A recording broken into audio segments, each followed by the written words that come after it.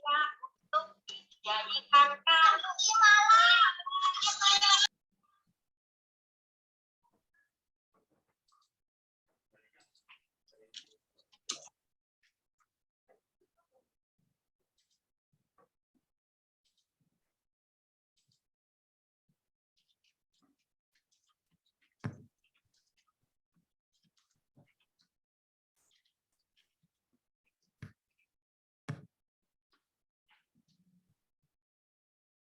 Sebelumnya, terimalah salam kasih dalam Dhamma Sotihotu Namo Buddhaya.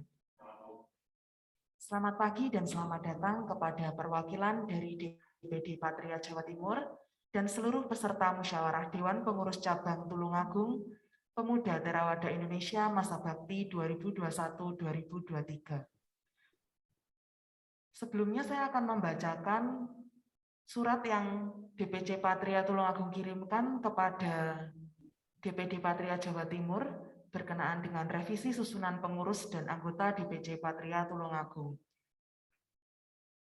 Surat yang kita ajukan pada tanggal 18 Agustus tahun 2021 dengan nomor 007-Romawi 8-DPC TLA tahun 2021. Dalam surat ini kami mengajukan bahwa adanya revisi untuk kepengurusan DPC Patria Tulungagung tahun 2019 sampai 2021 dengan jumlah kepengurusan dan anggota sebesar 18 orang. Sehingga undangan yang kita ajukan untuk musyawarah cabang pada hari ini adalah sebesar 18 orang. Dan daftar hadir di sini sudah menunjukkan 14 orang, di mana 4 orang mengikuti melalui Zoom dan 10 orang hadir di tempat acara. Dengan demikian, maka peserta musyawarah saya nyatakan quorum dan musyawarah ini dapat kita mulai. Kita awali dengan pembacaan nama Karagata.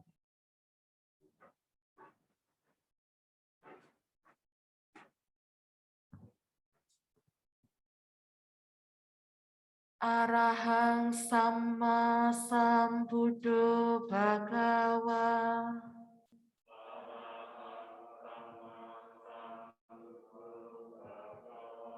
Buddhang Bhagawantang Abhiwademi.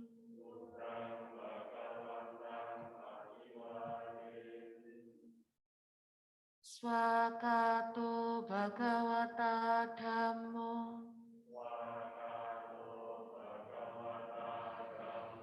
Dhammang namasami. Supatipanno Bhagavato Sawaka Sanggo.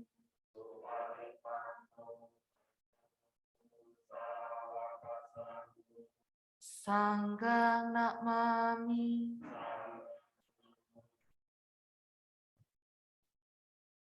Menyanyikan lagu Indonesia Raya dilanjutkan dengan lagu Mars Patria.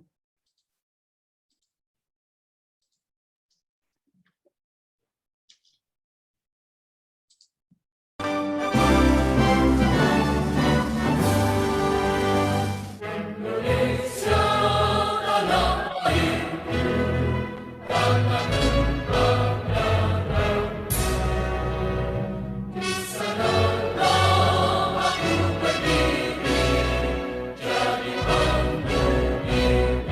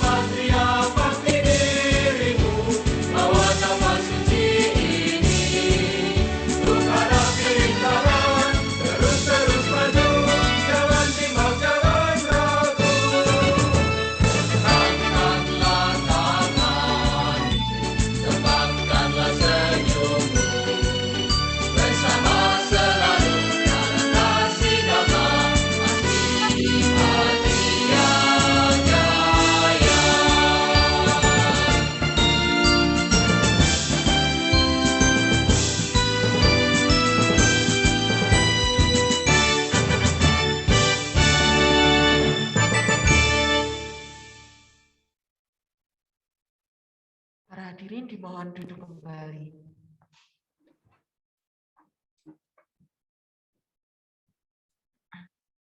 Kita memasuki agenda persidangan. Dengan ini, sidang musyawarah Dewan Pengurus Cabang Tulungagung Pemuda Theravada Indonesia Masa Bakti 2021-2023 saya buka.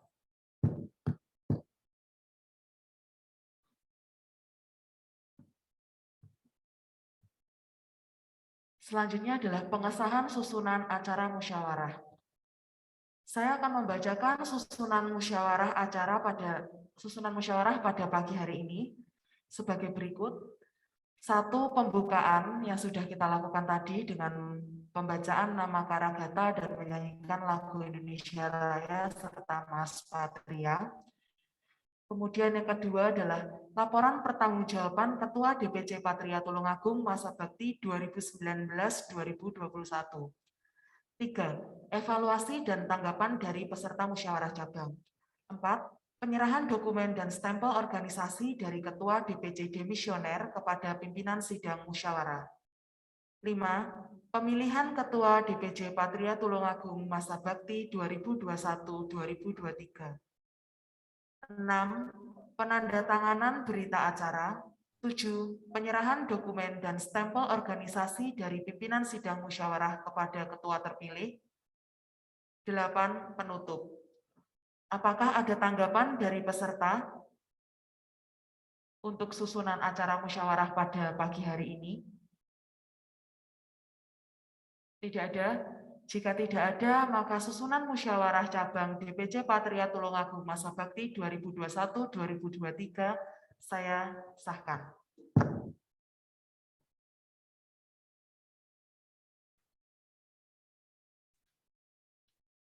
Selanjutnya adalah pengesahan tata tertib musyawarah.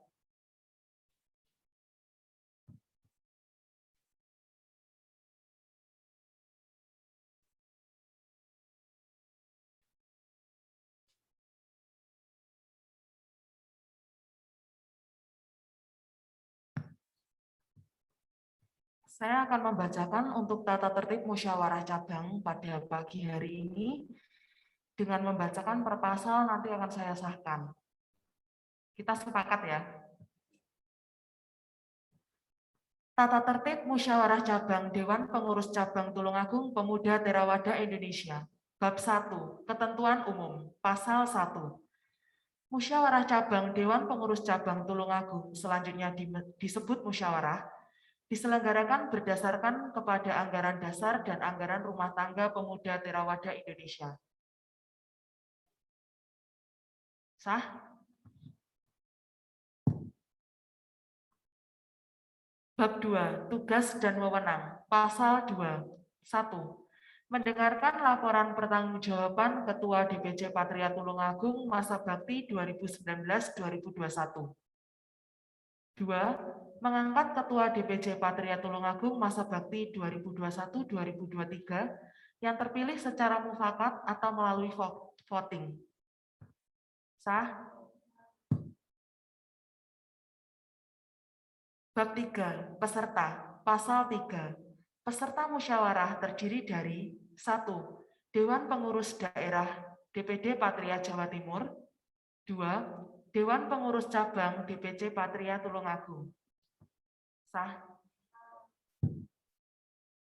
Bab 4. Persyaratan musyawarah. Pasal 4. 1. Semua peserta musyawarah wajib untuk mengikuti seluruh rangkaian acara dari awal hingga akhir. 2. Peserta musyawarah yang akan meninggalkan tempat harus memberitahukan kepada pimpinan sidang musyawarah. 3. Dilarang membawa senjata tajam dan senjata api selama acara musyawarah berlangsung. 4. Dilarang minum minuman keras, makan, dan merokok selama musyawarah berlangsung. 5. Selama musyawarah berlangsung, peserta dilarang untuk berpindah-pindah tempat. 6. Semua peserta musyawarah wajib menjaga nama baik organisasi Patria. 7. Peserta dilarang menimbulkan kegaduhan yang mengganggu jalannya musyawarah. 8. Setiap peserta yang menyampaikan pendapatnya harus bersikap dan bertutur kata yang sopan dan baik. 9. Hal-hal yang belum diatur dalam tata tertib ini akan diatur kemudian sesuai dengan keadaan. Sepakat? Bab 5. Hak dan kewajiban peserta. Pasal 5. Peserta wajib dan berhak untuk 1. Mengikuti setiap kegiatan musyawarah. 2. Mengeluarkan pendapat dan mengajukan usul dan saran-saran, baik secara lisan maupun tertulis kepada pimpinan musyawarah. 3. Memilih atau hak suara dan dipilih sesuai ketentuan yang berlaku. Sepakat? Interupsi, Saudara Ketua. Ya. Untuk DPD, apakah memiliki hak suara kalau kita melihat pada pasal 5 di poin ketiga?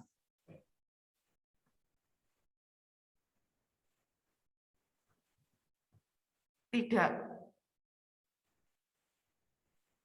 Berarti harus ditambahkan karena di pasal 2, di pasal 3 poin pertama, peserta musyawarah terdiri dari Dewan Pengurus Daerah, sehingga jika meruntut kembali, maka DPD memiliki hak suara. Karena kami termasuk dalam peserta musyawarah. DPD memiliki hak suara untuk memilih, tapi tidak memiliki hak untuk dipilih, gitu kan ya? Benar. Maksudnya. Berarti pada konteks hari ini, DPD memiliki hak untuk memilih. Apakah demikian? Iya, memiliki hak untuk memilih. Baik.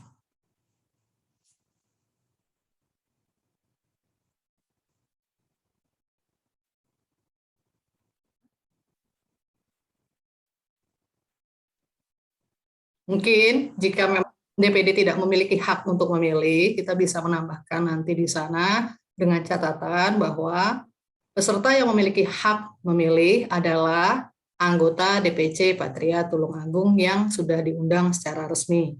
Itu akan lebih baik, begitu Saudari Ketua.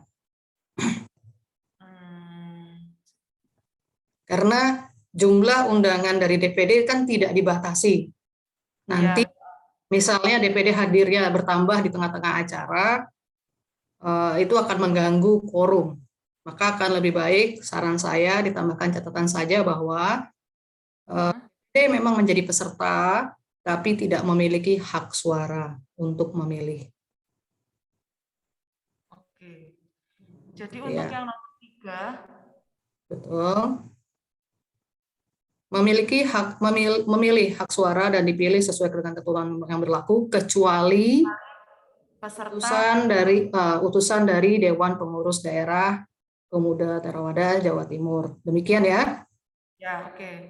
Saya ulangi untuk yang ketiga, memilih hak suara dan dipilih sesuai ketentuan yang berlaku kecuali utusan dari DPD Patria Jawa Timur. Oke. Gitu ya. Diterima. Diterima. Oke. Pasal 5 saya sahkan.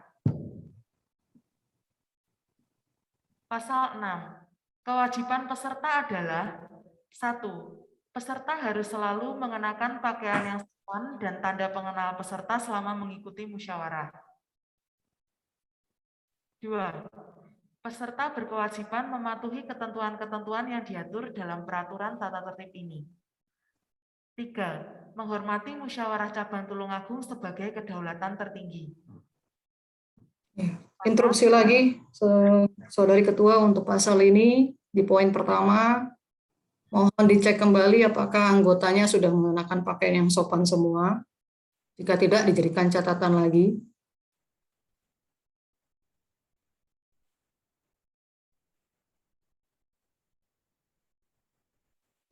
Ya, secara sekilas saya melihat tadi ada yang belum menggunakan pakaian yang sopan, nanti dijadikan catatan ke depannya bahwa setiap undangan, mungkin di undangan ditegaskan pakaian yang sopan itu standarnya seperti apa ya, Saudari Ketua. Mohon sebagai masukan saja. Oke, ya. Ya.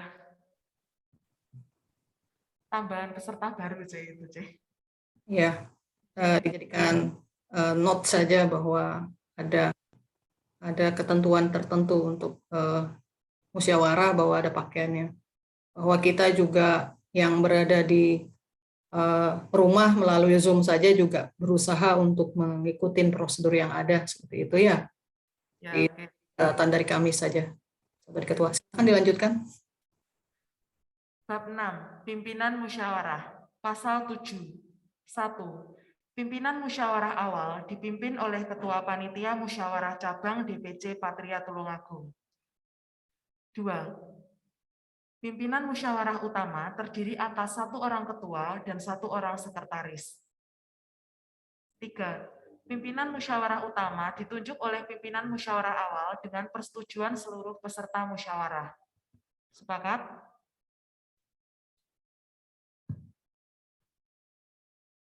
Pasal 8. Pimpinan musyawarah mempunyai tugas dan wewenang sebagai berikut. 1. Bertanggung jawab atas jalannya musyawarah agar dapat berjalan tertib dan lancar. 2. Bertanggung jawab agar musyawarah dapat berlangsung dalam suasana kebersamaan yang dipimpin oleh hikmat kebijaksanaan dalam permusyawaratan perwakilan untuk mencapai mufakat. 3. Mengumpulkan dan merumuskan hasil musyawarah secara tertulis. 4. Memimpin sidang musyawarah. 5. Demi kelancaran serta suksesnya acara, pimpinan musyawarah dapat mengambil kebijaksanaan dengan penuh rasa tanggung jawab. 6. Pimpinan sidang berhak mengambil tindakan atau memberi sanksi kepada peserta yang melanggar tata tertib ini dengan peringatan atau teguran atau mencabut hak suaranya dan atau mengeluarkannya dari ruang sidang. Sepakat? Bab 7. Sidang-sidang musyawarah. Pasal 9. Jenis sidang. Sidang pleno. Sepakat? Pasal 10. 1. Sebelum mengakhiri sidang, setiap peserta wajib menandatangani daftar hadir yang telah disiapkan oleh panitia. 2. Apabila daftar hadir telah ditandatangani oleh lebih dari 3/4 dari jumlah peserta, maka pimpinan sidang membuka sidang. 3. Jika pada waktu yang telah ditentukan dalam ayat 2 pasal ini belum tercapai, maka pimpinan sidang menunda sidang selama paling lambat 15 menit. 4. Jika setelah ditunda 15 menit belum juga tercapai jumlah yang ditentukan dalam ayat 3 pasal ini, maka pimpinan sidang menanyakan kepada peserta sidang yang telah hadir, apakah setuju untuk membuka sidang tanpa memperhatikan lagi jumlah peserta yang hadir. 5. Untuk dapat mengambil keputusan diperlukan quorum dari jumlah peserta yang hadir. Apakah sepakat?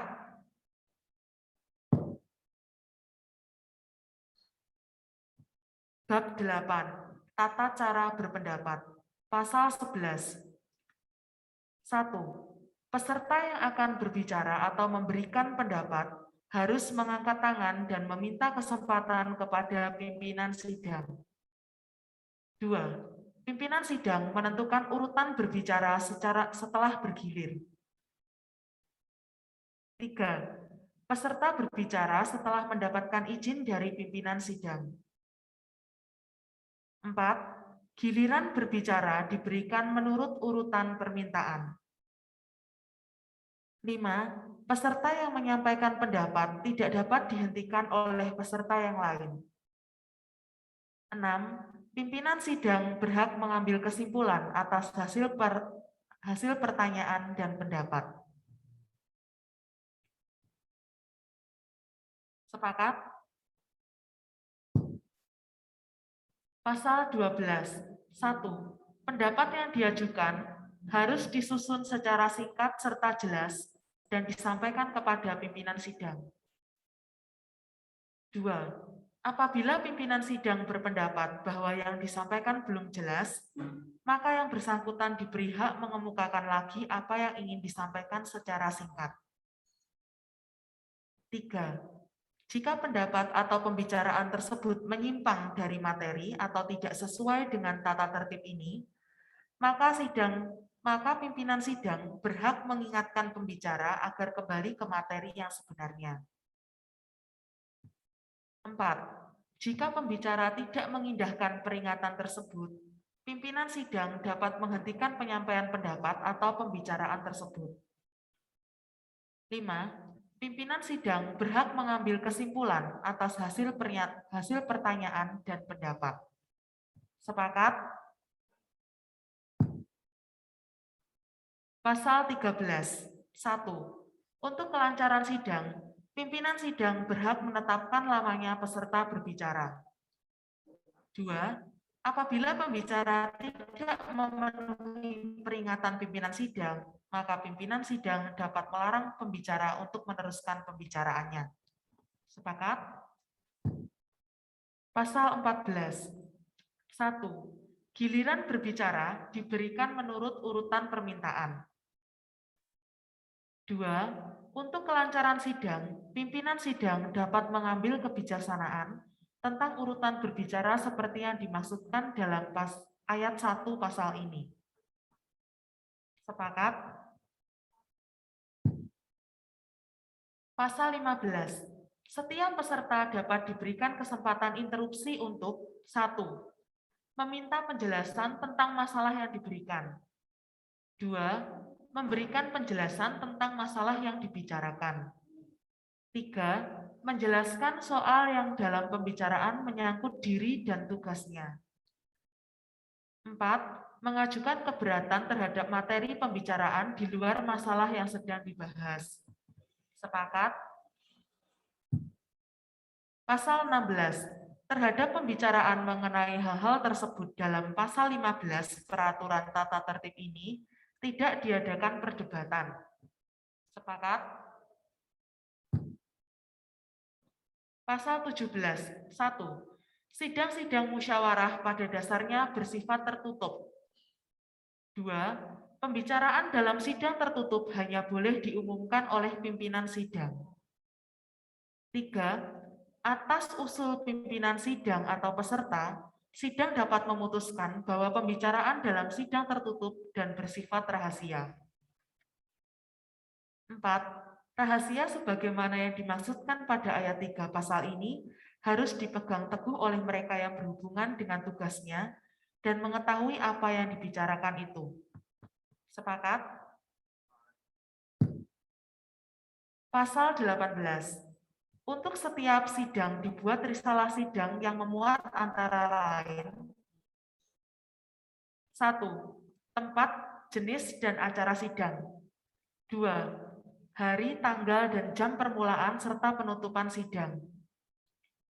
3. Nama pimpinan dan sekretaris sidang. 4. Nama-nama peserta yang hadir. 5. Nama-nama pembicara dan pendapat masing-masing. 6. Keterangan-keterangan tentang keputusan atau kesimpulan sidang. Sepakat?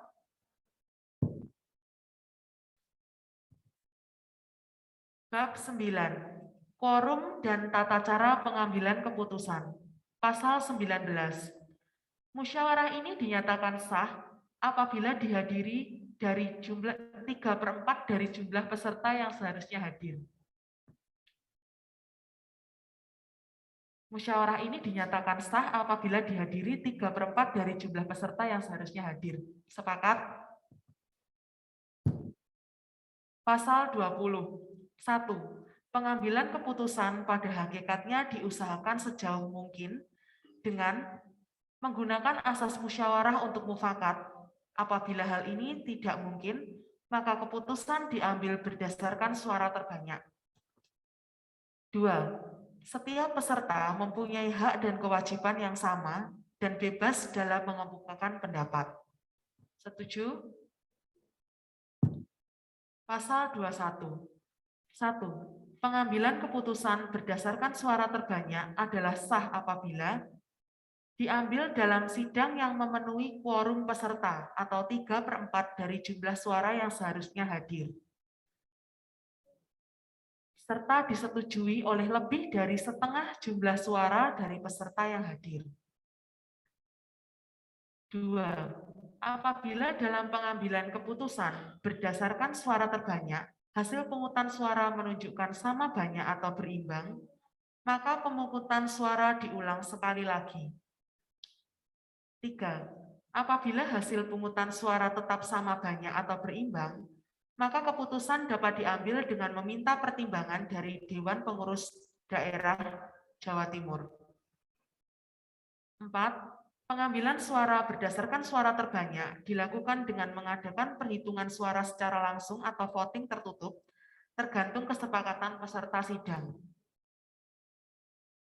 Apakah sepakat? Pasal 22. Penentuan hak suara yang dimiliki oleh setiap peserta adalah sebagai berikut. 1.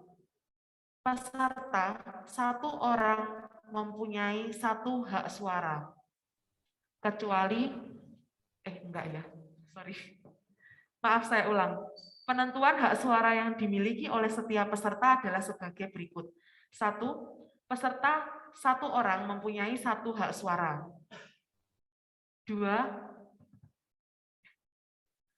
Undangan lain tidak mempunyai hak suara.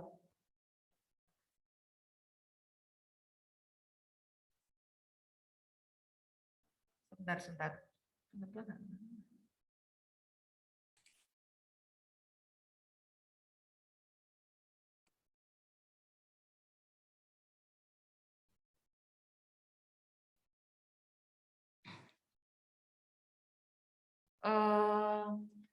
Gini aja. Untuk pasal 22, penentuan hak suara yang dimiliki oleh setiap peserta adalah sebagai berikut. 1. Peserta satu orang memiliki satu hak suara, kecuali utusan dari Dewan Perwakilan Daerah Jawa Timur hanya memiliki satu hak suara. Apakah sepakat? Dikembalikan ke poin yang tadi, pasal yang tadi kita sepakati bersama saja, bahwa DPD tetap saja tidak memiliki hak suara. Jadi pada pasal hak dan kewajiban peserta tadi kan sudah jelas ya. Atau jika tidak mau bingung, kita bisa mengubah di bab 3 di bagian peserta, peserta musyawarah terdiri dari Dewan Pengurus Cabang Patriat Tulung Agung. Yang kedua, undangan lain. Dewan Pengurus Daerah DPD Patra Jawa Timur, yaitu jadi pesertanya 1 Dewan Pengurus Cabang DPC Patra Tulung Agung, 2 Dewan undangan lain dalam undangan lain, Dewan Pengurus Daerah DPD Patria Jawa Timur. Sehingga pada di poin terakhir ini kita bisa menyepakati undangan lain di sini, yaitu kami, Dewan Pengurus Daerah, tidak memiliki hak suara. Demikian. Tapi tadi Mudahkan. di bab berapa ya tadi? Pasal 3. Pasal 3 tentang hak suara, kan tadi kita sepakati, di pasal 6 tentang hak suara. Di pasal 5. Pasal 5 wajib dan berhak, bahwa di pasal di poin ketiganya kan tadi memiliki hak suara, memilih itu dalam arti hak suara ya, berarti kita punya hak suara, memilih dan dipilih sesuai ketentuan yang berlaku kecuali undangan dari DPD. Tadi kan kita sepakati di situ. Berarti di bab yang ke-22 ini tidak, istilahnya tetap tidak punya. Jadi peserta 1 orang mempunyai 1 hak suara, tetap jadi seperti itu. Sudah melakukan penegasannya di pasal sebelumnya, Ketua. Jadi nggak perlu lagi ditegaskan di pasal ini. Sehingga pada intinya DPD itu tidak memiliki hak suara. Oke. Ya. Silakan sesuai dengan pasal 22 ini dibacakan sesuai yang ada saja, tidak masalah, karena kita sudah punya pasal sebelumnya yang tadi kita sepakati. Oke.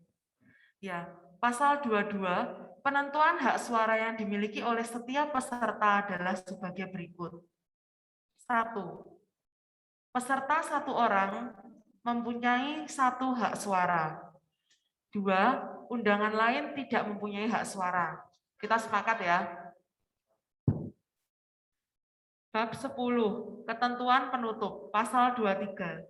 Segala sesuatu yang belum diatur dalam peraturan tata tertib ini akan diatur kemudian. Sepakat? Ditetapkan di Wihara Buddhaloka Tulungagung pada tanggal 22 Agustus 2021.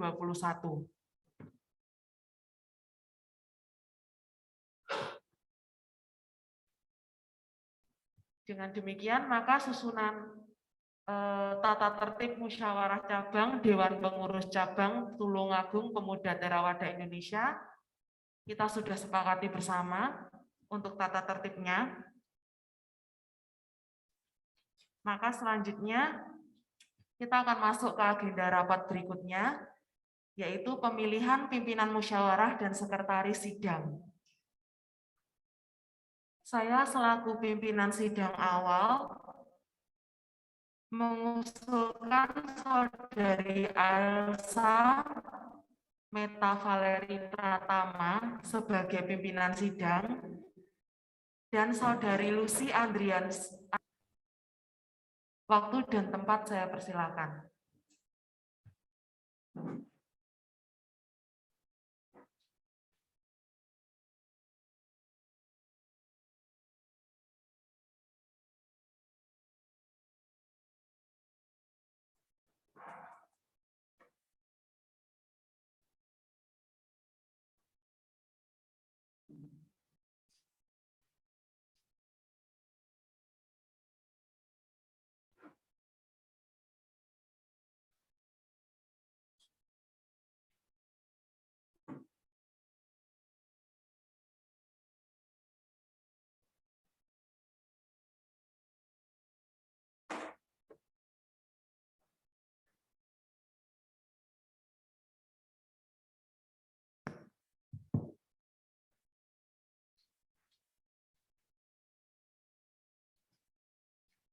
Baiklah, terima kasih kepada pimpinan sidang awal.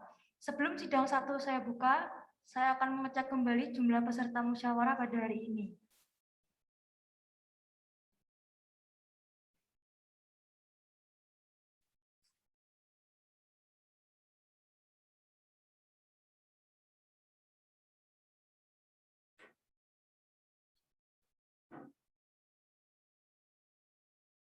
Daftar pengurus dan anggota DPC Patria Tulungagung ada 18 orang.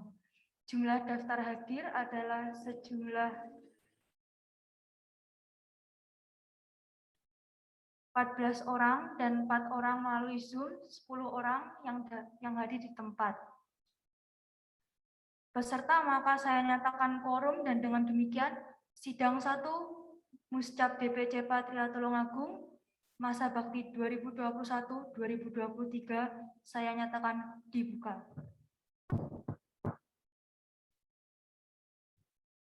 Agenda selanjutnya adalah mendengar laporan pertanggungjawaban Ketua DPC Patria Tulungagung masa bakti 2019-2021. Waktu dan tempat saya persilahkan.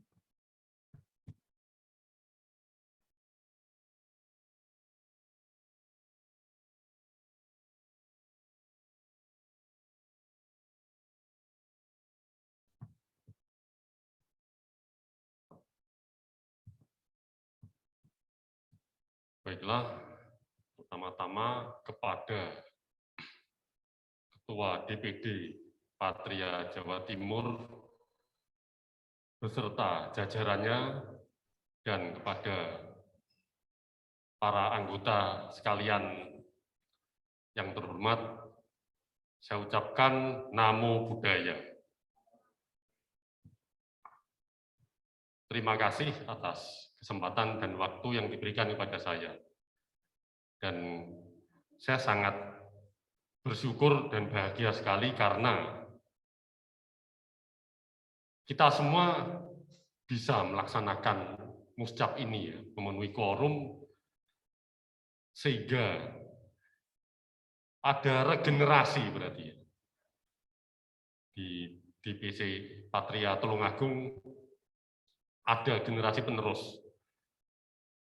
Kita masih punya eksistensi di sini. Maka dari itu saya sangat berbahagia dan bersyukur. Jadi visi dan misi kita untuk melestarikan Buddha Dhamma di wilayah Tulungagung dapat berlangsung. Ada keterlanjutannya. Saya sudah 2 kali terpilih menjadi Ketua DPC Patria Tulungagung di sini, sehingga ini merupakan masa bakti saya yang terakhir. Saya berterima kasih telah diberi kesempatan yang sangat luar biasa untuk menghandle di wilayah Tulungagung ini. Sebenarnya saya lebih lama sudah dinaikkan sebagai ketua, tapi secara tidak resmi sejak tahun 2012 tanpa ada muscap dari ketua sebelumnya, yaitu Pak Eko. Baru di tahun 2017 ada muscap, sehingga saya berusaha untuk disiplin dan tepat waktu. Jadi setiap 2 tahun sekali diadakan muscap, agar regenerasinya juga berlangsung. Jadi tidak berlama-lama, sehingga ada kedisiplinan dalam kepengurusan ini. Nah, singkat waktu, di masa 2019 sampai 2021 ini, kegiatan-kegiatan yang kami laksanakan tidak sebanyak di periode sebelumnya, yaitu 2017 sampai 2019. Di tahun 2019 hingga 2021 agak berkurang karena juga ada terdampak pandemi COVID-19. Meskipun demikian, kami tetap berusaha, tetap ada kegiatan meskipun tidak sebanyak yang periode sebelumnya. Kegiatan-kegiatannya seperti apa, untuk memperjelasnya sudah saya buatkan PowerPoint, sehingga beda dengan LPG di tempat-tempat lain, setahu saya cuma membaca teks LPJ secara keseluruhan. Ya. Saya harap ini juga bisa menginspirasi bagi daerah-daerah lain. Ya. Sehingga ketika pembacaan LPJ ada visualnya, ada audio, videonya, ada fotonya, sehingga lebih jelas, lebih bisa dipahami dengan mudah oleh para peserta atau yang menonton acara ini. Untuk itu bisa disiapkan PowerPoint-nya.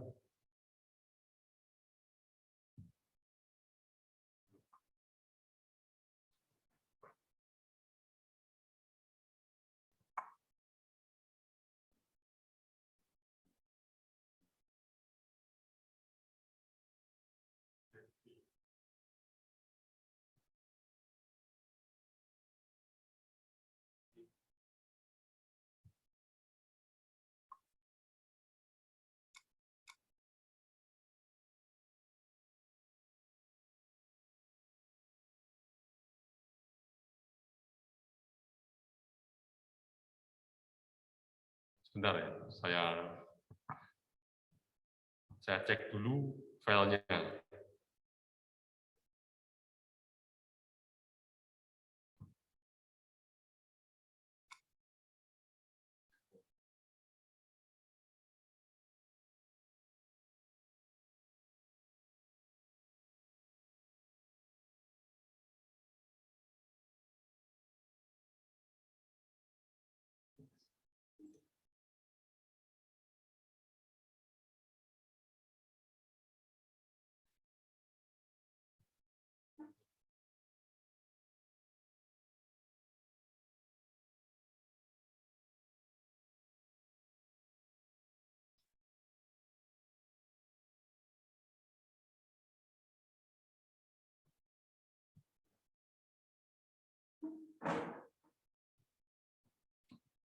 Baiklah, saya mulai. Gambarnya sudah muncul ya di Zoom masing-masing. Belum, Adi. Halo? Kalau di Zoom belum muncul.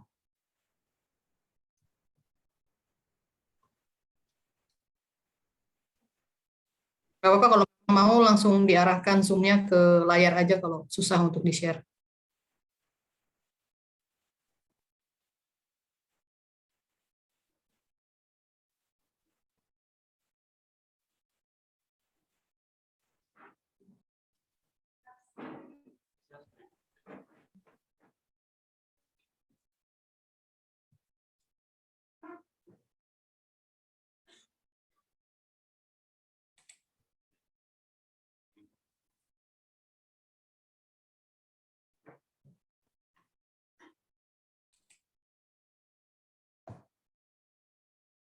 Oke, sudah ada.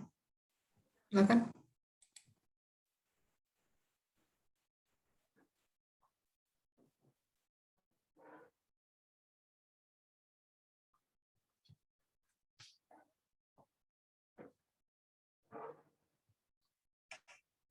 Baiklah, saya akan mulai menjelaskan laporan pertanggungjawaban masa bakti 2019-2021. Ya, untuk susunan pengurus tidak ada perubahan ya dari tahun 2017-2019 hingga sekarang ya, masih sama persis. Ketua saya sendiri, bendahara Fani, sekretaris, maaf ya. Sekretaris Fani, bendaharanya Adelia, bagian acara Liana, bagian dana Hartati Cahyana, bagian dokumentasi Ananda, dan bagian humas Beni Prasaja. Nah, untuk laporan kegiatan saya bagi menjadi beberapa bagian, yaitu yang pertama adalah kegiatan rutin mingguan dan bulanan ya, yang selalu ada ya dalam mingguan ini. Yang pertama adalah pembinaan sekolah minggu setiap hari Minggu jam 10. Jam 10 pagi hingga jam 12 siang ya biasanya. Nah, kegiatan sekolah minggu ini para aktivis dari Patria rekan-rekan seperjuangan ini selalu aktif membina anak-anak sekolah minggu ya, secara bergilir. Baik materi maupun game ya, itu bukan nyedot sabu ya. Tapi permainan ini ya. Permainan ular-ularan dari kertas. Kalau untuk anak-anak kecil memang cenderung banyak permainan ya. Kalau untuk SMP dan SMA lebih cenderung ke materi. Selama pandemi COVID-19 sempat terhenti ya kegiatan di wihara.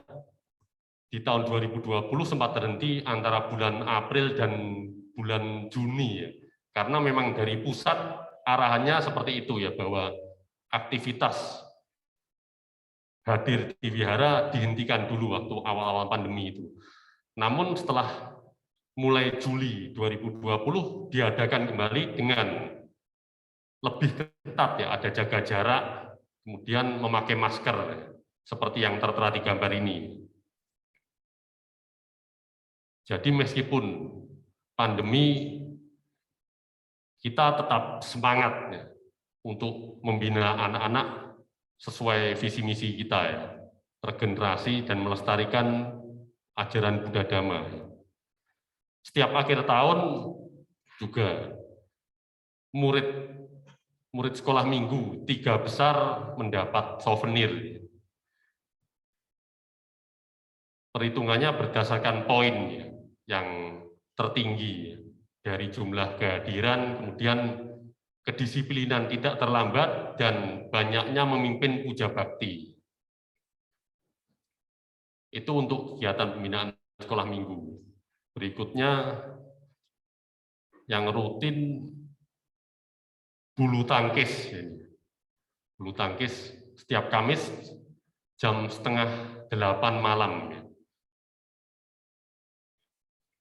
Yang diadakan di lapangan Sembung. Ini tapi terhenti ya. Saat ini terhenti sejak pandemi COVID karena banyak yang khawatir tertular ya.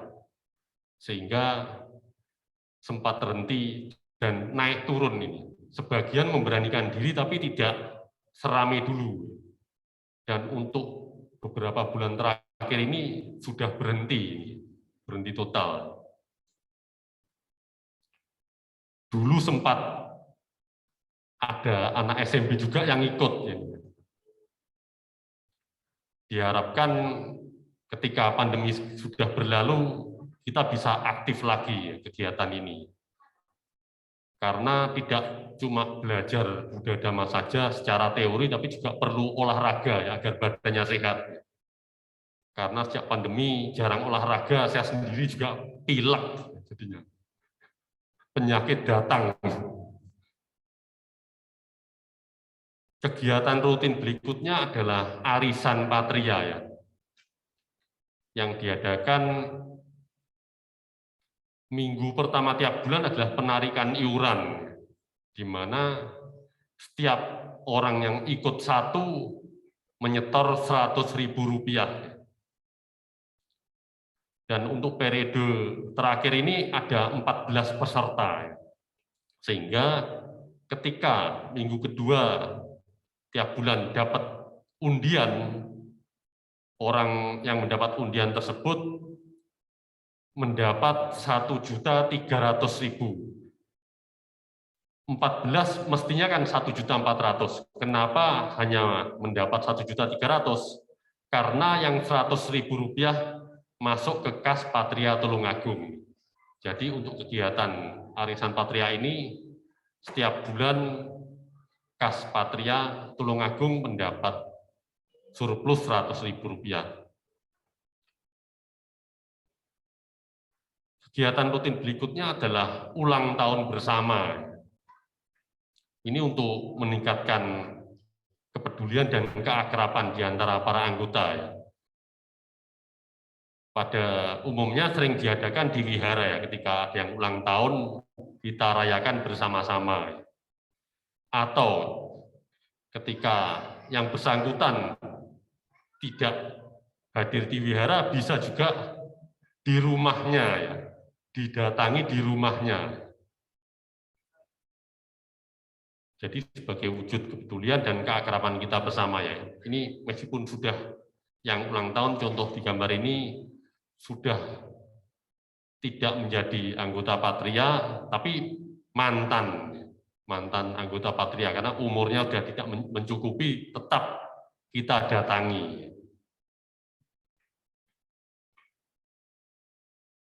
Kalau pas ada Samanera juga dirayakan dengan bersama-sama Samanera, ya, ada dialognya juga, agar ada pemberkatannya juga kepada yang ulang tahun.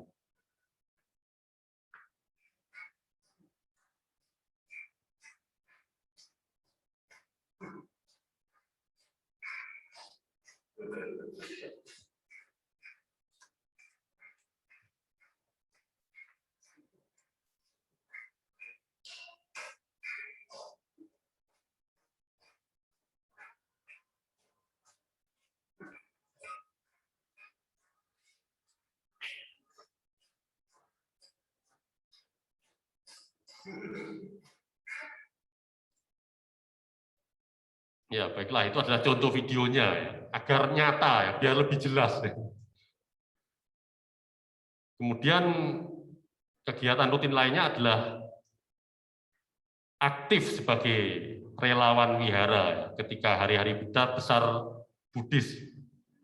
Kita aktif membantu, pada umumnya menjadi, kalau tidak menjadi penerima tamu, bagian registrasi, perlengkapan dokumentasi dan transportasi, ya, dan berbagai macam yang bisa dibantu, kita bantu, ya. Untuk kepengurusan Dayaka kita juga terlibat bantu, ya. Ini adalah ketika terakhir acara Patidana kemarin, ya.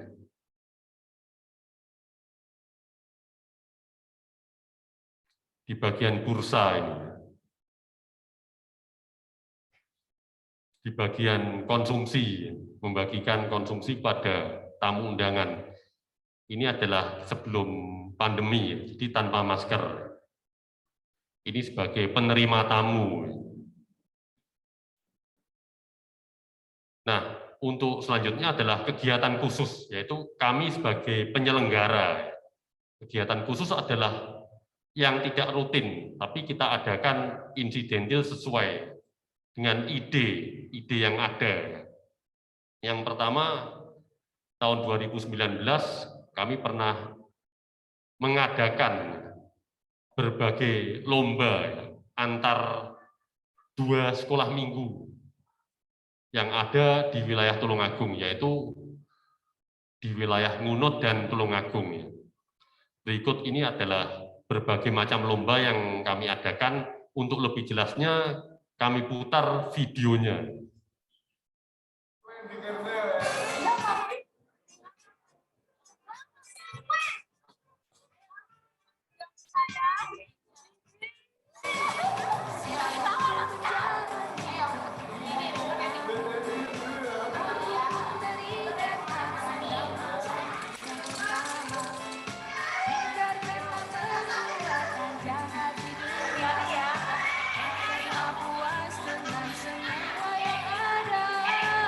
Gila,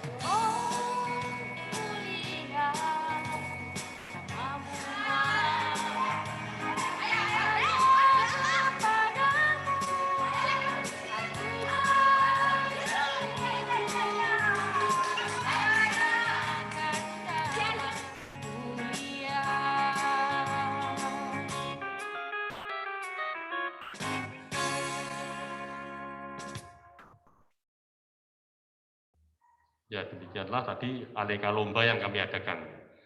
Dan kemudian untuk selanjutnya kami juga mengadakan acara donor darah ya pada saat perayaan Katina tahun 2019, dan ini merupakan kegiatan donor darah yang terakhir ya, hingga saat ini belum diadakan lagi sejak pandemi berlangsung. Juga ketika mengisi pra acara.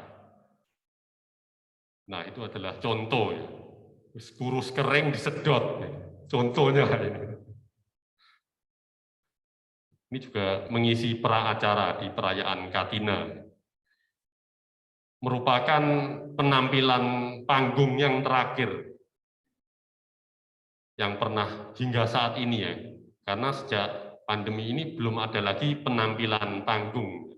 Karena diadakan secara terbatas ya. Peserta dari perayaan-perayaan Hari Besar Buddhis ya, ketika pandemi berlangsung. Untuk videonya sebagai berikut.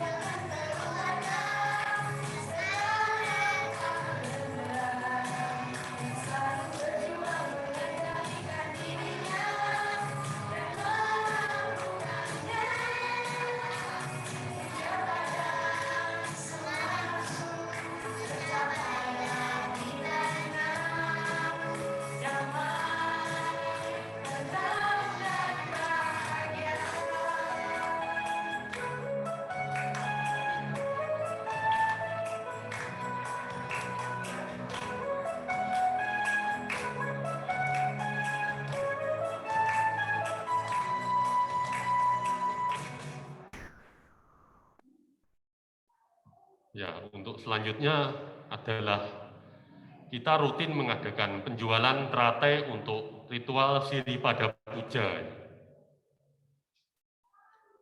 Kita jual seharga Rp10.000 ya, pada umat-umat yang hadir dan yang titip untuk dihanyutkan ya tadi teratainya di kolam.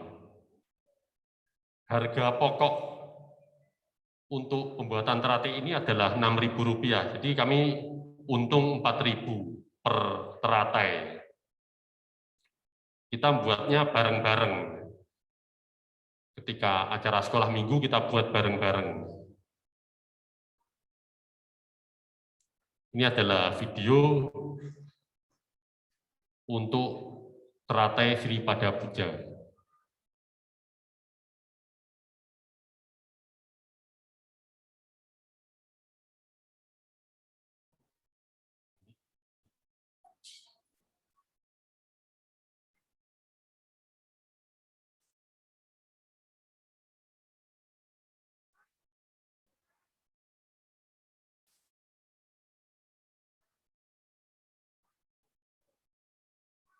Mohon maaf ada gangguan teknis ini ya. Macet.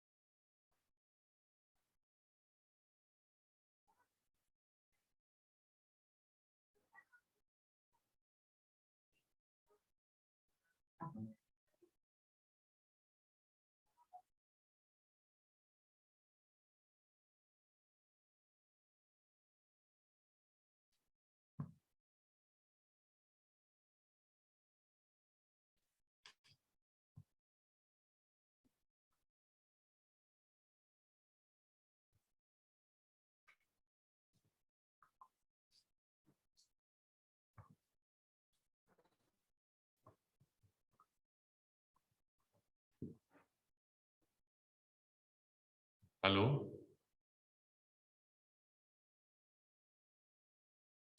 Belum keputar, belum keputar. Suaranya muncul ya, suara saya. Iya, suara Adi muncul. Ya, mohon maaf. Nge-lag. Dilanjut dulu aja. Laptopnya Nggak hang. mampu. Nggak apa-apa. Dilanjut dulu aja, Di. Dilanjut tanpa penampilan visual berarti ya. Iya, karena waktu juga sudah 10.18 ya. Nanti takutnya pelantikan. Ya, untuk selanjutnya kegiatan Baksos ya, untuk menyambut tahun baru Imlek ya. Kami juga mengadakan yaitu tanggal 19 Januari 2020. Sasaran kami adalah tukang becak dan petugas kebersihannya. Jadi kami keliling area Tulungagung dengan relawan sekitar 20 orang. Kami membagi-bagikan paket-paket baksos ya, yaitu berupa nasi kotak, minuman, biskuit, gula, minyak goreng, kopi bubuk, dan mie instan. Untuk kali ini ada 100 paket yang kami bagikan. Sekitar 2 jam paket baksos sudah tersalurkan. Berikutnya ada kegiatan bakti sosial lagi, yaitu pada saat pandemi COVID, tanggal 26 April 2020, jam 9 pagi hingga jam 11 siang. Kami sasarannya tetap, yaitu petugas kebersihan dan para tukang becak. Sama kami juga berkeliling membagikan di area Tulungagung Kota. Kali ini ada 115 paket yang kami bagikan. Tanggal 26 April 2020. Kegiatan selanjutnya yang kami adakan adalah sepeda sehat ya, menyambut hari ulang tahun kemerdekaan Republik Indonesia. Tanggalnya adalah tanggal 16 Agustus 2020. Pada waktu itu hari Minggu, bertepatan dengan hari Minggu kami mengadakan bareng-bareng dengan anak-anak sekolah minggu.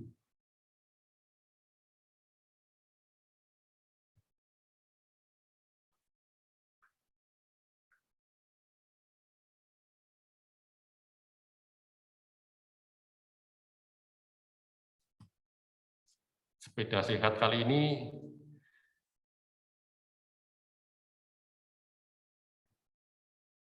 pesertanya sekitar 20 orang.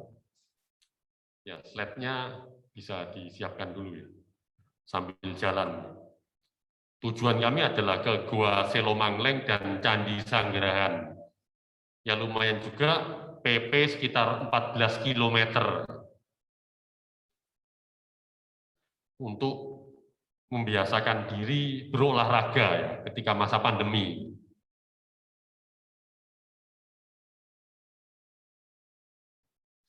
Kegiatan kami selanjutnya adalah Patria dan sekolah minggu bergabung bersama untuk membagi-bagi takjil ini di masa bulan puasa umat muslim sebagai wujud toleransi dan cinta kasih antar umat beragama. Kita menjaga toleransi antar umat beragama di wilayah Tulungagung. Ini ada 360 paket yang kami sediakan, yaitu berisi es buah dan kue yang kami bagikan. Tidak sampai setengah jam ke 360 paket ini telah selesai kami bagikan pada sore hari. Untuk selanjutnya adalah laporan kegiatan khusus.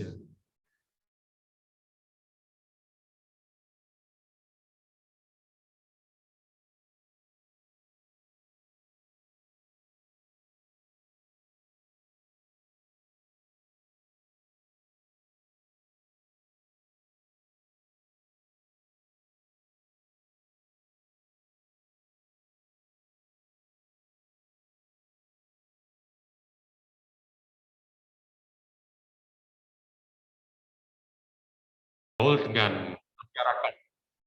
Dengan masyarakat meskipun beda keyakinan, kita tetap menjaga. Acara selanjutnya kita mengisi acara 10 tahun Purna Pugar Wihara Buddha Loka Jaya di Blitar ya, pada tanggal 29 September 2019. Kali ini Patria mengisi tiga lagu, yaitu Fani menyanyikan lagu Tegar, Lia menyanyikan lagu Dalam Damamu, kemudian Fani dan Liana berduet menyanyikan lagu Buddha Mengapa Ku Percaya. Dan semuanya adalah karangan dari kita sendiri, lagu-lagu tersebut. Selanjutnya untuk sebagai peserta adalah dialog lintas agama yang diadakan oleh Kementerian Agama Tulungagung pada tanggal 20 September 2019. Kami juga mengutus 2 orang. Ini adalah kegiatan rutin yang diadakan Kemenak, yaitu dialog dan tanya jawab, saling menyapa untuk mempererat tali persaudaraan lintas agama di wilayah Tulungagung, sehingga kondisi kerukunan antar umat beragama tetap kondusif. Selanjutnya kita juga hadir sebagai peserta di acara talk show Dhamma Vagansa 2020 di Hotel Westin Surabaya. Pada waktu itu pembicaranya adalah Bante Panyawaro, Bante Utamo, dan Bapak Andri Wongso. Kami menggunakan bis hadir berkapasitas 40 orang bisnya, gabungan dengan umat di Tulungagung dan Ngunut Selorjo. Kemudian sebagai narasumber tanggal 5 Juni 2020, Saudari Fani dipercaya sebagai narasumber pada acara talk show online yang diadakan KBTI Surabaya dengan topik Trouble is a Friend. Narasumbernya pada waktu itu adalah dari DPP Patria ada Ko Lauren Widianto, dan moderatornya ketua kami, yaitu Saudari Lina. Untuk selanjutnya ada sebagai narasumber juga ya, tanggal 18 Desember 2020 dengan topik bicara tentang sada. Narasumbernya pada waktu itu adalah dari DPP ada Komade Atnyana. Kemudian moderatornya tetap ya, bos kita, Saudari Lina. Berikutnya kami sebagai peserta tanggal 7 November 2020 pada lomba STG di Jawa Timur yang pada waktu itu diadakan di Budayana Dharmawira Center dan Wihara Dhamajaya. Kami mengikuti lomba cipta lagu dan lomba film pendek dengan hasil untuk lomba cipta lagu juara 3 dan lomba film pendek juara 2. Kemudian untuk acara selanjutnya yang kami ikuti adalah tanggal 17 Maret 2021, yaitu ada acara silaturahmi dan dialog FKUB Tulungagung yang bertempat di Wihara Buddha Sari Ngunut dengan peserta sekitar 30 orang. Ini untuk pertama kalinya FKUB mengadakan lagi setelah sempat lama tidak ada kegiatan karena pandemi. Kali ini dibatasi cuma 30 orang. Selanjutnya kami aktif untuk acara paduan suara kolaborasi 19 wihara seblitar dan Tulungagung.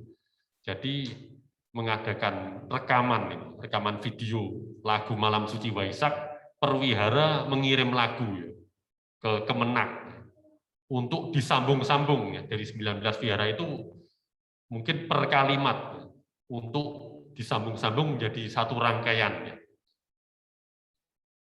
Itu tanggal 1 Juni 2021 untuk menyambut Waisak ya, yang mengadakan Kemenak Jawa Timur. Nah, untuk yang terakhir adalah proyek lagu Buddhis ya, yang di periode sebelumnya kami berkarya 8 video klip dari lagu-lagu Buddhis ciptaan kami sendiri. Untuk tetap ada 8 lagu video klip lagu Buddhis yang dirilis, tapi 7 diantaranya bukan karya dari kami, tapi karya dari Pak Suyoto, staf Kemenak wilayah Jawa Timur, yang dulu juga sebagai mantan guru sekolah minggu. Ada 7 lagu. Sayangnya tidak bisa ditampilkan karena laptopnya masih bermasalah. Tapi nanti filenya akan kami kirim secara lengkap ya kepada DPD Patria Jawa Timur untuk lebih jelasnya ya karya nyata kami. Ada 7 lagu yang kami rilis dari karya Pak Suyoto, kemudian dan 1 lagu karya dari Saudari Fani. Berikut sudah lengkap ya karya-karya kami dan kegiatan-kegiatan yang saya laporkan, baik kami sebagai penyelenggara maupun sebagai peserta. Jadi intinya kami menjaga agar tetap ada kegiatan dan tetap aktif meskipun pandemi COVID belum berlalu. Baik secara online kami tetap berusaha aktif meskipun mungkin tidak bisa hadir secara langsung, tapi kegiatan kami aktif meskipun sebagai peserta saja. Berikutnya adalah kendala-kendala yang kami hadapi di masa kepengurusan yang terkini. Kendala yang pertama adalah di masa pandemi COVID ini kegiatan secara tatap muka dan berkumpul sangat terbatas, sehingga kegiatan rutin di periode sebelumnya yang ada terpaksa kami hilangkan di periode yang kali ini, yaitu adalah senam dan menyanyi bersama. Itu dulu ada, sekarang tidak ada. Kemudian kuliner bersama, karena rumah makan ya banyak yang tidak memperbolehkan untuk makan di tempat. Kemudian Anjang Sana Waisak yang dulunya ada juga tidak ada. Ada lagi Porseni yang terpaksa juga tidak jadi berlangsung. Dan kunjungan-kunjungan di wihara lain. Itu yang sempat hilang di periode kali ini. Kendala berikutnya adalah pandemi COVID ini berdampak bagi para anggota Patria yang mungkin fokusnya beralih prioritas utama lebih pada kesehatan masing-masing, pada keluarga masing-masing di rumah, atau bagaimana bertahan hidup di situasi ekonomi yang sulit.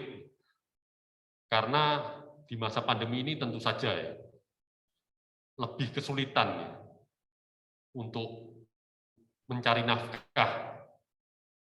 Tentu saja ada yang terdampak, sehingga fokus utama mereka bagaimana memenuhi kebutuhan sehari-hari, sehingga untuk aktif di anggota kepatriaan ya belakangan dulu.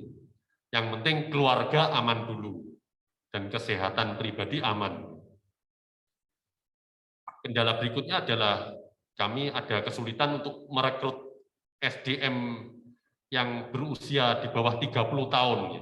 Karena pada umumnya setelah lulus SMA atau ada yang lulus SMP langsung pindah sekolah keluar kota atau kuliah keluar kota. Dan setelah lulus belum tentu balik ke Tulungagung.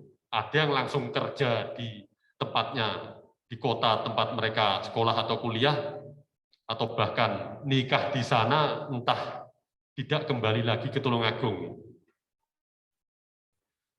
Kemudian mayoritas SDM yang sudah ada ini telah memasuki usia senja.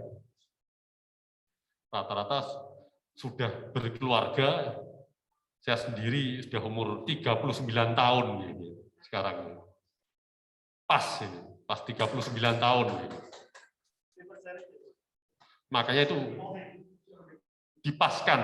Saya minta khusus muscapnya diadakan pas saya usia 39 tahun.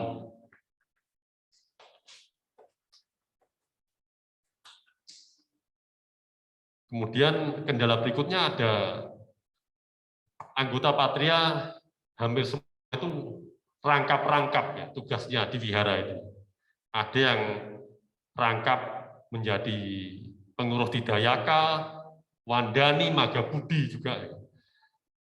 Saya juga sendiri ada di ikut di Kemenak ini sebagai penyuluh non PNS. Jadi double-double ya, kegiatannya sehingga bagi-bagi waktu juga ya. Nah, yang terakhir harapan saya adalah kelak ya. Kelak ketika kepengurusan baru bisa mempersiapkan acara-acara yang lebih menarik dan lebih cocok ya untuk usia-usia muda ya. Sehingga bisa lebih punya kesempatan untuk merekrut anggota-anggota baru ya. Acaranya bisa lebih bervariasi dan lebih menarik. Dan saya berterima kasih ada anggota baru yang telah bergabung ya, di kepengurusan kali ini, yaitu ada Ailsa Fatmasari Chandra, ada Irma, ada Melina, ada Arif. Ini yang di sebelumnya belum nampak, kali ini sudah nampak. Semoga bisa memberi kesegaran ya, di tengah-tengah usurnya ya, anggota-anggota kami ini. Ya. Kalau yang dilihat cuma tua-tua gitu ya, sudah ini rambutnya putih ini ya. Berat ya untuk merekrut. Wah, kok om-om ini yang merekrut ini. Ya kalau yang merekrut yang muda mungkin usianya sepelantaran lebih tertarik untuk masuk ya mereka. Harapan saya demikian. Dan untuk berikutnya harapan saya adalah ada kepedulian dari para anggota dan pengurus yang telah terbentuk ketika sudah ditunjuk punya komitmen ya. Saya sebagai apa? Benar-benar bisa melaksanakan kewajibannya dengan penuh tanggung jawab ya masing-masing. Kita punya prioritas waktu. Mudah-mudahan bisa membagi waktu dengan benar, dengan tidak mengorbankan hal utama, tapi ada jatahnya juga ya kita untuk prioritas waktu untuk berbuat baik. Kita tidak lupakan, kita karena berusaha misi kita melestarikan Buddha Dhamma di wilayah Tulungagung ini. Jadi diharapkan meluangkan waktu sedikit saja ya, di tengah-tengah kesibukan kita bersama untuk bisa ya, porsi berbuat baik ya. Itu untuk bekal dari kita masing-masing juga kelaknya ya, untuk melestarikan Buddha Dhamma juga agar generasi kita ke bawahnya nanti tidak bingung ya, cari sarana untuk berkumpul ya. Karena tetap eksis ya, kalau ada regenerasinya.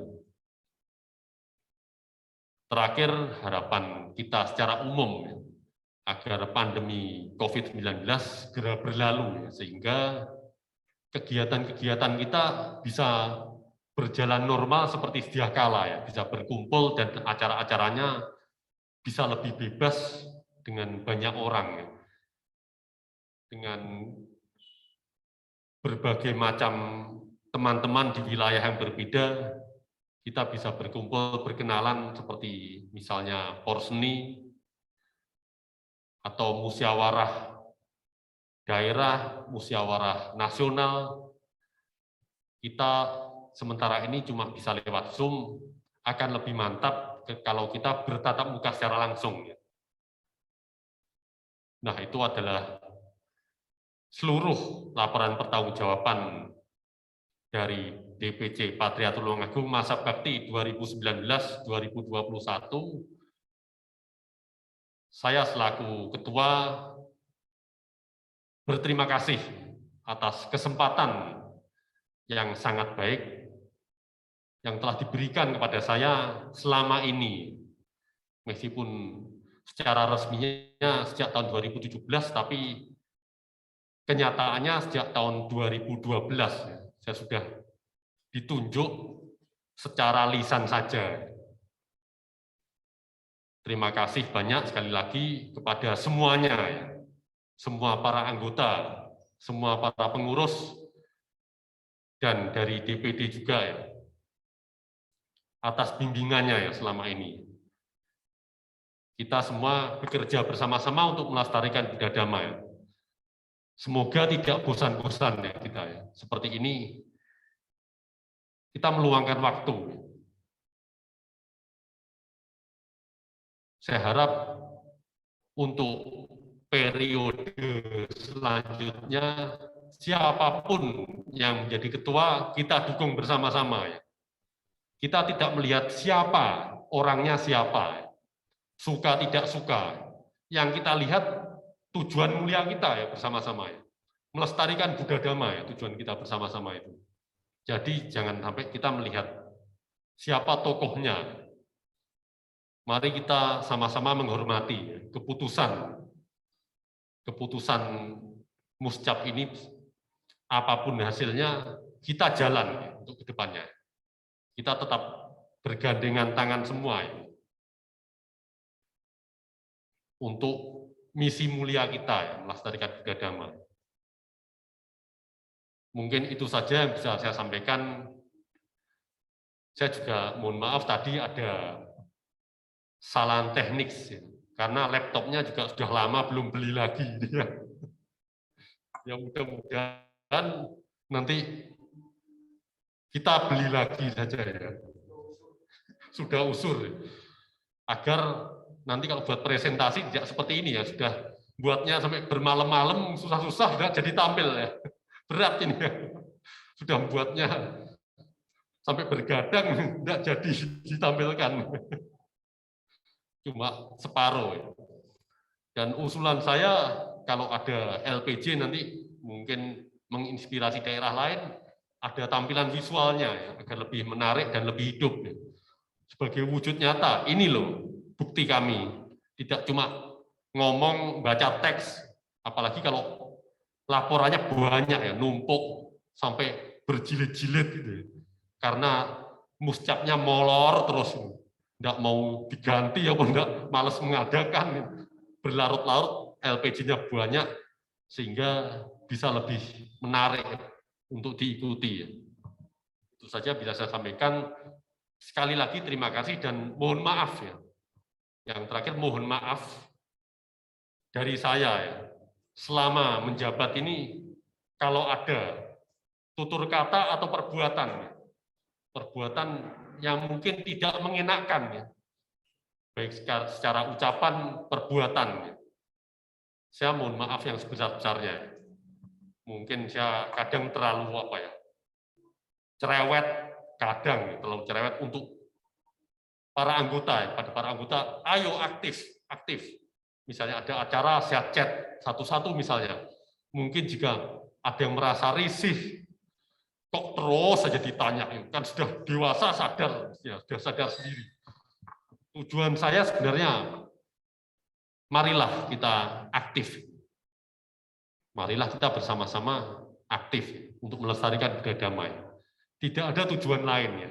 Tujuan pribadi saya tidak ada ya. Tujuan saya murni untuk melestarikan budaya damai. Jadi sekali lagi saya mohon maaf. jika ada yang tidak berkenan. Itu saja yang bisa saya sampaikan. Terima kasih. Akhir kata, Soti Hotu Namo Buddhaya. Ada tanggapan, saya persilahkan untuk LPG kali ini.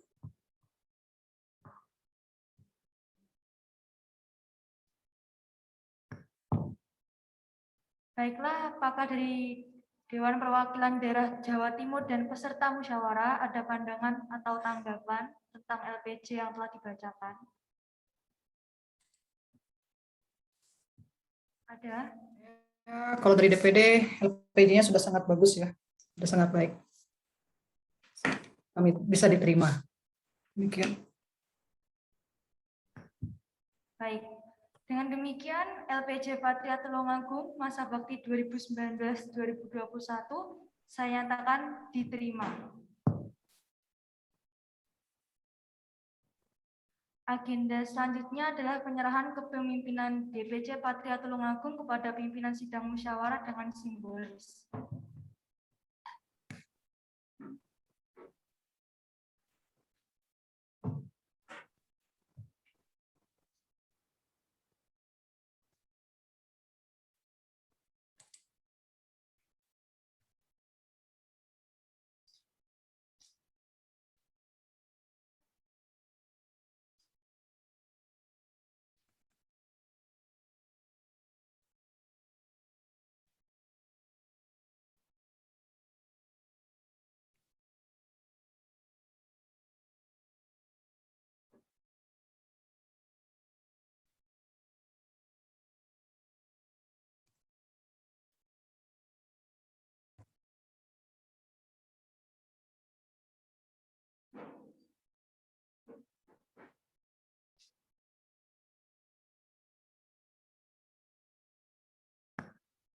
Dengan penyerahan simbol kepemimpinan, maka pengurus DPC Patria Tulungagung masa bakti sebelumnya telah demisioner.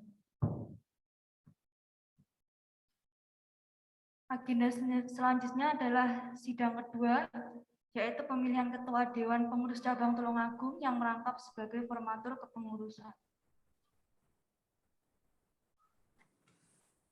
Apakah dari Ketua DPC Patria Tulungagung 2019-2021 ada usulan calon ketua?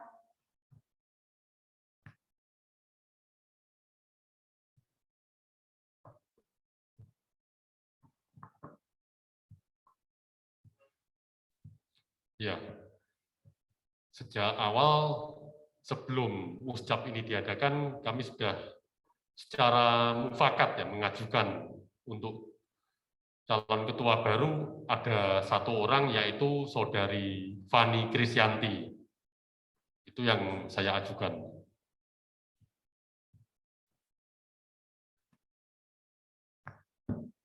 Apakah saudari Fani bersedia dicalonkan sebagai Ketua DPC Patria Tulungagung 2021-2023? Ya, saya bersedia.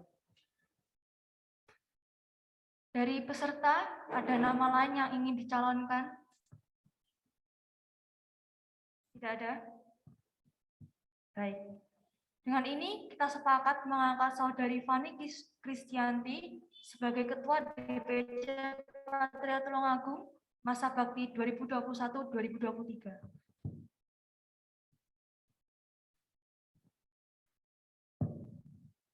Selanjutnya adalah penyerahan dokumen musyawarah dan stempel organisasi.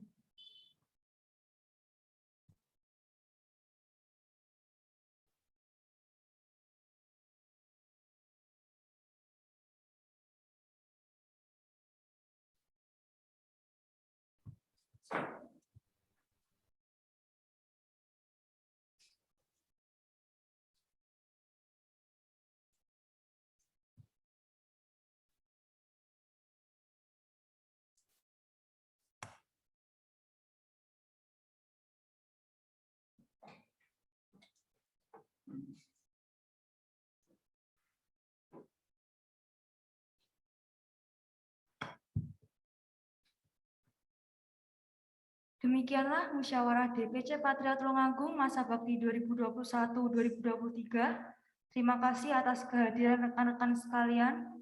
Saya mewakili penyelenggara mengucapkan mohon maaf yang sebesar-besarnya apabila ada kesalahan yang kami lakukan baik sengaja maupun tidak selama sidang musyawarah ini berlangsung.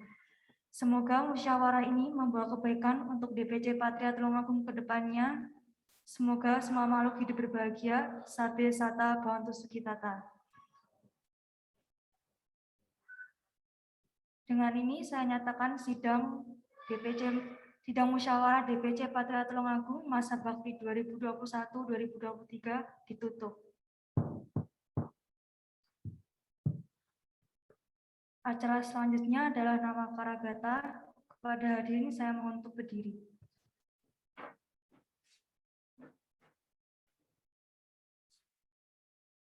Arahang Sama Sambuddho Bhagawa.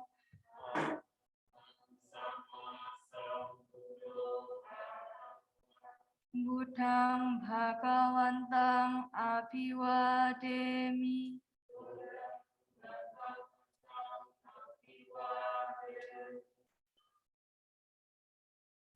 Swakato Bhagavata Dhammo.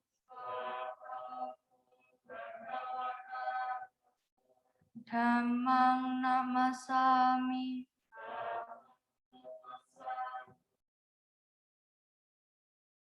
Supatipanno Bhagavato Sawaka Sangho.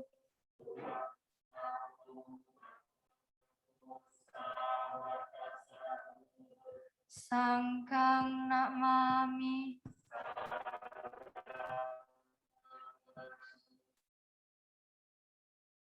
Sabe Sata Bhavantu Sukhitata. Semoga semua makhluk berbahagia.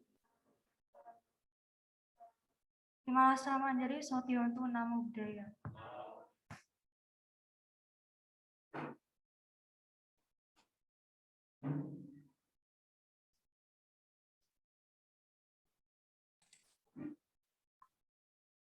Bisa langsung dipersiapkan untuk pelantikan.